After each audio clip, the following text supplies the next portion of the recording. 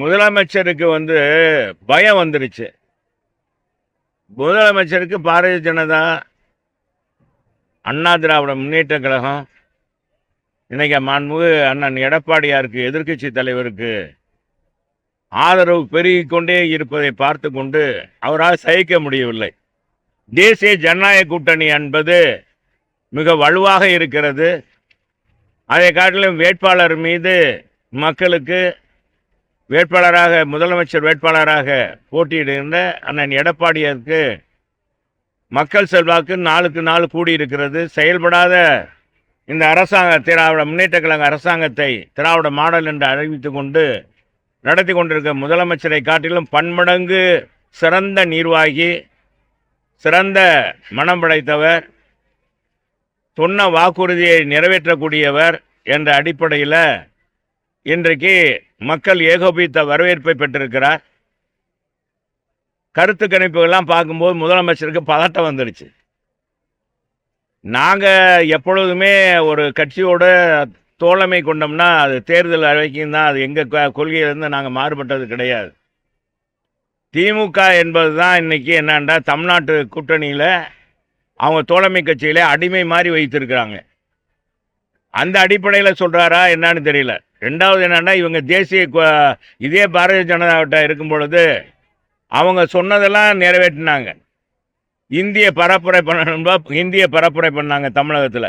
எந்த இந்திய எதிர்ப்பை போராட்டத்தை முன்னெடுத்து திராவிட முன்னேற்ற கழகம் ஆட்சிக்கு 1967 பேரறிஞர் அண்ணா கொண்டு வந்தாரோ அதே இந்தியை, அந்த இந்திய எழுத்துக்காக மாணவர்களுடைய ஆத்மாவுக்கு எதிராக தமிழகத்தில் இந்தி மொழியை பரப்பியவர்கள் திராவிட முன்னேற்ற கழகத்துக்காரவங்க.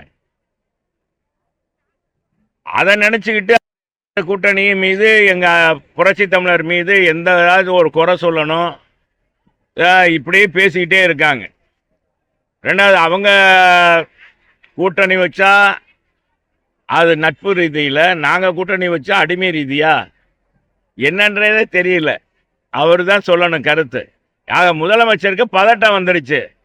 இந்த பதட்டத்தினால அவர் இன்னைக்கு பார்த்தீங்கன்னா, இன்னைக்கு அவங்க கூட்டணிக்குள்ளே கொள்கை முரண்பாடு இருக்குது. நிறைய சீட்டுகள் அவங்க ஒதுக்குறதுல நிறைய அதிகமாக கேட்குறாங்க.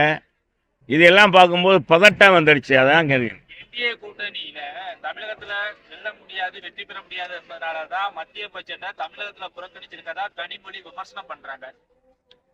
அன்பு சகோதரி கனிமொழியெல்லாம் விமர்சனம் பண்ணுற அளவுக்கு ஒன்றும் இது இல்லை. அவங்க சிறந்த நிர்வாகி, நான் அதில் இல்லாமல் இருக்கல. அது அவங்க அப்பா எப்படியோ அதுபடி தான். தன்னை எதிர்க்கிறவங்க யாராக இருந்தாலும் அவங்கள குறை சொல்கிறது தான் அதோடைய வழக்கம். இன்றைக்கி பத்திரிகையெல்லாம் பார்த்தீங்கன்னா, எல்லா இதுலேயும் தொலைக்காட்சியிலும் பார்த்தீங்கன்னா பலர் வரவேற்றிருக்காங்க. பல வணிகர்கள், அதிகமான வணிகர்கள் வரவேற்றிருக்காங்க. எங்களுடைய முதலமைச்சர் வேட்பாளர் புரட்சி தமிழர் எடப்பாடியாரே வரவேற்றிருக்கிறார். உங்களுக்கு தெரியும், பொதுவாக மத்திய பட்ஜெட் என்பது, மத்திய வரவு செலவு திட்டம் என்பது இது ஒரு முன்னோட்டம் தான். இனிமேல் அது வரும்பொழுது, செயல்படிவில் வரும்போது இன்னும் நிறைய திட்டங்கள் வர இருக்கிறது. எதுவும் கூட இன்னும் சொல்ல போனால், உண்மையிலே அதை பார்த்தா சிலருக்கு கசக்கும், சிலருக்கு புளிக்கும், சிலருக்கு இனிக்குது. ஆக நெல்லிக்கனி மாதிரி இன்னைக்கு மத்திய பட்ஜெட்டு, மோடிஜி தலைமையிலான அரசு,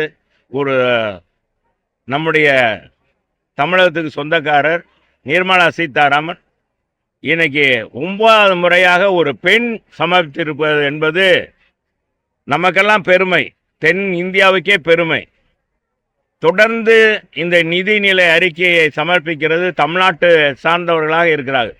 அது காங்கிரஸ் இயக்கமாக இருந்தாலும் சரி, அல்லது பாரதிய ஜனதா கட்சியாக இருந்தாலும். ஆனால் இது வரலாற்றில் 9 முறை இன்னைக்கு நிதிநிலை அறிக்கை அளித்தவர் சேலை கட்டிய பெண்ணாக. இன்னைக்கு பாருங்க, தமிழ் பெண்கள் உடுத்துகிற கைத்தறி ஆடையை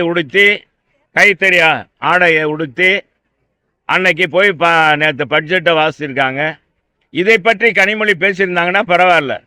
ஒரு பாரம்பரிய முறையில் அன்பு சகோதரி நிர்மலா சீதாராமன் இன்னைக்கு நிதிநிலை அறிவித்திருக்கிறார். அது பாராட்டுக்குரியது. ரெண்டாவது, அதில் நிறைய குறைபாடுகள் சில பேருக்கு பார்க்குற விதத்தில் தான் இருக்கு, வேற ஒன்றும் இல்லை.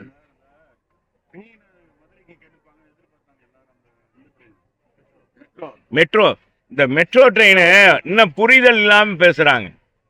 மெட்ரோ ட்ரெயின் முழுக்க முழுக்க தமிழக அரசு, தமிழகத்தில் ஆளுகிற இயக்கம், அந்த கட்சி முறையாக வடிவமைக்கணும். மத்திய அரசு கொடுக்க மறுக்கலை, அவங்க கொடுப்பாங்க. அது வழித்தடம் எத்தனை இடங்களில் அந்த ஸ்டேஷன் அமைய போகிறது, எந்த பக்கம் போகுது, எத்தனை லட்சம் பேர் பயன்படுத்துகிறாங்க, எங்கெங்கே எவ்வளோ தூரம் அது பயன்பாடாக இருக்கும் அப்படின்றதெல்லாம் விளக்கமாக கொடுக்கல. அது விளக்கம் கேட்டு தான் ஏற்கனவே மத்திய அரசிலிருந்து அனுப்பியிருக்காங்க. அதே உடனே மத்திய அரசு புறக்கணிப்புன்னு இவங்க தேர்தல் வர்றதுனால தேர்தல் நேரத்தில் ஏதாவது மத்திய அரசை குறை சொல்லணுன்றதுக்காக சொல்கிறாங்க. தான் போட்டி. எடப்பாடி பழனிசாமி அவர் எத்தனை தேர்தல போட்டிட்டாலும் தோல்வியை தான் கண்டுட்டு இருக்கிறான்னு செங்கோட்டையை இப்ப கொஞ்ச நேரத்துக்கு முன்னாடி பேசிட்டு இருக்காரு. அவரெல்லாம் செல்லா காசுங்க. இப்ப அவரு செல்லா காசு. அவர் பேச்செல்லாம் நீங்க தான் பெருசா எடுத்துக்கிறீங்க. செங்கோட்டையே எங்கிட்ட இருந்து போய் அவர் எங்க யாருமே ஏத்துக்கிறாதனால அங்க போயிருக்காரு. ஒரு இவ்வளோ நாள் கழித்து போய் சேர்ந்துருக்காரு. அவரை பற்றி பேசுவது, கேள்வி கேட்பதே எல்லாரும் மறந்த சூழ்நிலையில் உங்களை மாதிரி ஆளுங்க தான் கேட்டு அவரை திரும்பவும் அவர் பேரை சொல்கிறீங்க. எல்லாருமே மறந்துடுறாங்க. எங்கள் கட்சியிலேருந்து 1000 பேர் இருப்பாங்க. எங்கள் கட்சியில் எல்லாம் சாப்பிட்டு எல்லாமே இந்த கட்சியில் இருக்க கட்சிக்காரன் தொண்டனுடைய ரத்தத்தை வேர்வையாக சிந்திச்சு அவன் பதவியை பெறுவாங்க. அவன் சுகத்தை அனுபவிப்பாங்க. அவங்களுக்கெல்லாம் நாங்கள் பதில் சொல்லலாம். அவங்க போனவங்களாம் மரியாதை கொடுக்கணுமா? விடுங்க சார், நீங்க அவங்கள பத்தி பேசாதீங்க. நான் சொல்றேன் கேளுங்க. செங்கோட்டையன் பேச்செல்லாம் ஒரு இதுவே இல்லை. அது சும்மா போற போக்குல ஏதாச்சும் பேசுறது. சொல்லுங்க.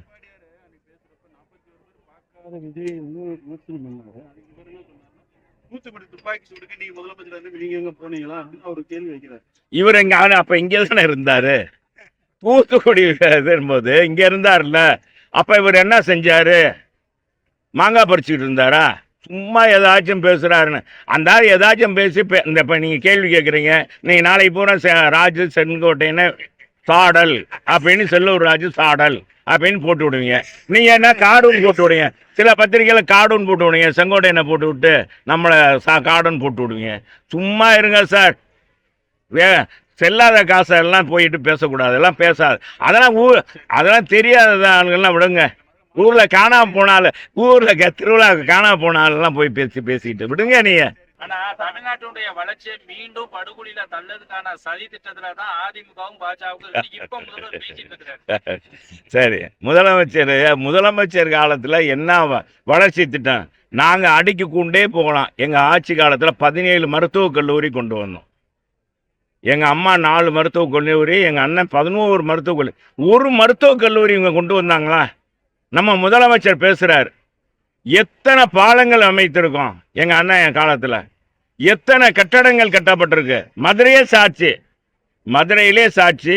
எத்தனை உயர் கட்டடங்கள், அடுக்குமாடி கட்டடங்கள் கட்டப்பட்டிருக்கிறது. நம்ம மாவட்ட ஆட்சியாளர்களும் துணை அலுவலகமே எங்க ஆட்சி காலத்தில் கட்டப்பட்டதுன்னு. இன்னைக்கு மதுரையில போக்குவரத்து நெரிசல் பெருவாரி குறைந்திருக்குன்னா அதுக்கு அதிமுக ஆட்சி தான். ஆனால் எடப்பாடி ஆராய்ச்சி தான் 8000 கோடி ரூபா கொடுத்து வளர்ச்சி பணிகள் நடந்தது. எய்ம்ஸ் மருத்துவமனை வந்திருக்கு. இப்போ முதல் கட்டம் திறக்க போகிறாங்க. முதல் ஃபேஸ் திறக்க போகிறாங்க. இவங்க காலத்தில் இப்போ சர்வதேச விமான நிலையம் கொண்டு வரோம்னு சொன்னாங்க. நம்ம பிடிஆர் பழனிவேல் தியாகராஜன் தொழில்துறை அமைச்சராக இருக்கும்போது, நிதி அமைச்சராக இருக்கும்போது என்ன சொன்னார்? இன்னும் 2 மாதத்தில் அது இயங்கிவிடும், நாங்கள் அந்த பணியை தொடங்கிடுவோன்னு சொன்னாங்க. இந்த அண்டர் பாஸை என்ன ஆச்சு? இடம் எடுத்தாங்களா? 5 வருஷமாக இடம் எடுக்கலை, ஒன்றும் செய்யலை. இவங்க ஆட்சியில் எதுவுமே செய்யலை. எந்த வளர்ச்சி திட்டமும் இல்லை. மாணவர்களுக்கு மடிக்கணினி கொடுக்குறதே நிறுத்திட்டாங்க. என்னங்க செஞ்சுருக்காங்க? மினி கிளினிக்கை நிறுத்திட்டாங்க. அறிவியல் கல்லூரி இன்னைக்கு எங்கள் படிப்பு உயர்கல்வியுடைய சேர்க்கை விகிதமே குறைஞ்சிருக்கு. எங்கள் காலத்தில் 52% இருந்தது, இன்னைக்கு 48% தான் இருக்குது. என்ன சாதிச்சிருக்காங்க? ஒன்றுமே இல்லை. சும்மா முதலமைச்சர் தேர்தல் நேரத்தில் பரப்புரை பண்ணுன்றதுக்காக பண்ணுறாரு. என்ன ஏதாவது அதிமுக தேசிய முன்னேற்ற எடப்பாடியார் முதலமைச்சராக வரக்கூடாது, எடப்பாடியார் வரக்கூடாது, அதுக்கு ஏதாச்சும் சொல்லுவோமா? இங்கே மக்கள் தெளிவாக இருக்காங்க, 5 வருஷம் அனுபவிச்சுட்டாங்க. இந்த மாதிரி ஒரு போதை கலாச்சாரத்தை நாங்கள் பார்க்கவே இல்லை, வாழ்க்கையில் பார்க்கவே இல்லை அப்படின்னு முடிவெடுது. ஏதோ ஒரு படத்தில் இது ஒரு பார்க்கவே இல்லை, சினிமா படத்தில் வசனம் மாதிரி இது மாதிரி ஒன்றுமே இல்லை அப்படின்னு ஆகிப்போச்சு. இந்த ஆட்சி ரொம்ப மோசம்ப்பா. 5 வயசு பாப்பால இருந்து 85 வயசு பாட்டி வரைக்கும் எனக்கு என்ன ஆகப்படுதுன்னு நான் அதெல்லாம் சொல்ல விரும்பலை. அவ்வளோ மோசமாக இருக்குது, வேண்டாங்க. முதலமைச்சர் சும்மா தேர்தலுக்காக பரப்புரை பண்ணுறார். அதைத்தான் சொல்லிட்டு இல்லை, முதல்ல பதட்டத்தில் வந்துட்டார் முதலமைச்சர், பதட்டத்துக்கு வந்துட்டார், அதனால் ஏதாச்சும் சொல்லுவார். அவர் இவர் காலத்தில் தமிழ்நாடு தான் தலைகுனிவாயிருக்கு. உலகத்தினுடைய மைய புள்ளியாக மது கலாச்சாரம், மது போதைகளை தமிழ்நாட்டு தான் இங்கேருந்து தான் கடத்துகிறாங்க அப்படின்னா உளவுத்துறை சொல்லியிருக்கு. எங்கே? அமெரிக்க உளவுத்துறை சொல்லியிருக்குங்க, இங்கே சொல்லலை. இவங்க காலத்தில் தானே இது நடக்குது. இவங்க காலத்தில் இன்னைக்கு தமிழ்நாடு முன்னேறி இருக்குன்னு இவர் தான் சொல்கிறாரு, நம்ம முதலமைச்சர் தான் சொல்கிறாரு. அவரும் கூவி கூவி பார்க்குறாரு, விடியத்தான் மாட்டேன்றது.